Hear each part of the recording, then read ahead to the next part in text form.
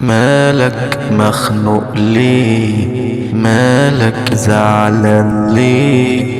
مالك مش بتضحك ليه؟ هموم الدنيا كترت عليا وحاسس بخنقة وضيقة، لكن أملي في الله كبير وعمري ما هيأس أبدا.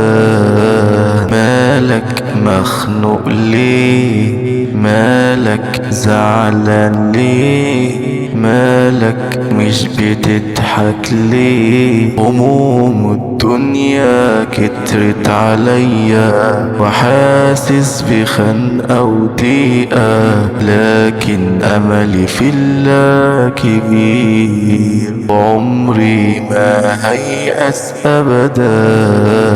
هصلي وهدعي ربي وهتوكل عليه، هو اللي قادر يحل مشاكلي لأنه أرحم الراحمين. هصلي وهدعي ربي وهتوكل عليه، هو اللي قادر يحل مشاكلي لأنه أرحم الراحمين، لأنه أرحم الراحمين.